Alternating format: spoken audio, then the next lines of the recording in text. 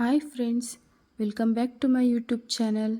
ಇವತ್ತು ನಾವು ಈಸಿಯಾಗಿ ಕ್ವಿಕ್ಕಾಗಿ ಎಗ್ ರೈಸ್ನ ಹೇಗೆ ಮಾಡೋದು ಅಂತ ನೋಡ್ಕೊಳ್ಳೋಣ ಬನ್ನಿ. ಇಲ್ಲಿ ಒಂದು ಪಾತ್ರೆ ತೊಗೊಂಡಿದ್ದೀನಿ. 3 ಸ್ಪೂನಷ್ಟು ಆಯಿಲ್ ಆ್ಯಡ್ ಮಾಡಿದ್ದೀನಿ. ಆಯಿಲ್ ಸ್ವಲ್ಪ ಬಿಸಿ ಆದಮೇಲೆ 1/2 ಸ್ಪೂನ್ ಸಾಸಿವೆ, 1/2 ಸ್ಪೂನಷ್ಟು ಜೀರಿಗೆ ಎರಡನ್ನೂ ಸೇರಿಸ್ಕೊತಾ ಇದ್ದೀನಿ. ಸ್ವಲ್ಪ ಜೀರಿಗೆ ಮತ್ತು ಸಾಸಿವೆ ಸಿಡಿಬೇಕು. ಸಿಡಿದ ಮೇಲೆ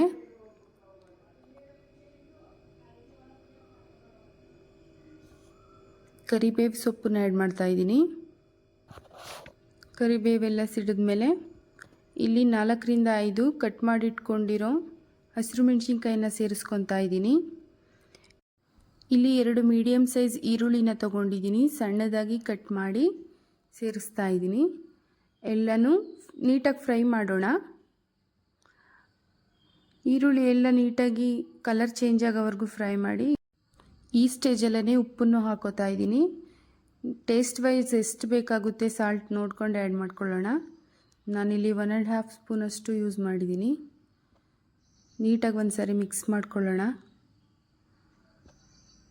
ಇಲ್ಲಿ 1 ಸ್ಪೂನಷ್ಟು ಗರಂ ಮಸಾಲ ತೊಗೊಂಡಿದ್ದೀನಿ. ಗರಂ ಮಸಾಲ ಸೇರಿಸ್ಕೊತಾ ಇದ್ದೀನಿ.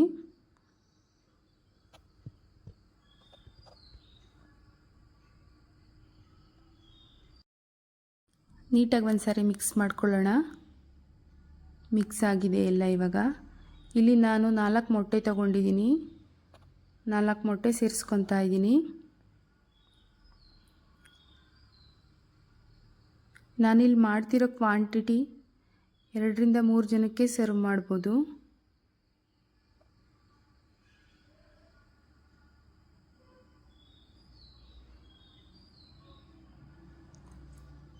ಮೊಟ್ಟೆ ಎಲ್ಲ ನೀಟಾಗಿ ಕುಕ್ ಆಗೋವರೆಗೂ ಮಿಕ್ಸ್ ಮಾಡೋಣ.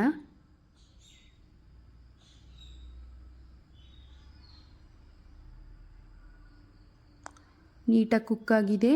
ಇವಾಗ ನಾನು ಕೊತ್ತಂಬರಿ ಸೊಪ್ಪನ್ನ ಸೇರಿಸ್ತಾ ಇದ್ದೀನಿ. ಕೊತ್ತಂಬರಿ ಸೊಪ್ಪು ಸೇರಿಸಿ ಮಿಕ್ಸ್ ಮಾಡ್ತಾ ಇದ್ದೀನಿ. ಇವಾಗ ಕುಕ್ಕಾಗಿರೋ ರೈಸ್ನ ಸೇರಿಸಿ ನೀಟಾಗಿ ಮಿಕ್ಸ್ ಮಾಡೋಣ. ಎಲ್ಲ ಕಡೆ ನೀಟಾಗಿ ಮಿಕ್ಸ್ ಆಗೋ ರೀತಿ ತಿರುಗಿಸೋಣ. ನೋಡಿ, ಎಲ್ಲ ನೀಟಾಗಿ ಮಿಕ್ಸ್ ಆಗಬೇಕು, ಅಲ್ಲಿವರೆಗೂ ಮಿಕ್ಸ್ ಮಾಡೋಣ.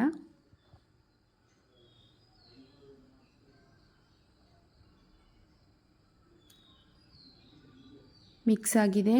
ಇವಾಗ ಕೊನೆಯದಾಗಿ ಪೆಪ್ಪರ್ ಪೌಡರ್ ಆ್ಯಡ್ ಮಾಡ್ತಾ ಇದ್ದೀನಿ. 1 ಸ್ಪೂನಷ್ಟು. ಎಗ್ ರೈಸ್ ಸರ್ವ್ ಮಾಡಿಕೊಂಡ್ರೆ ready. Thank you for watching.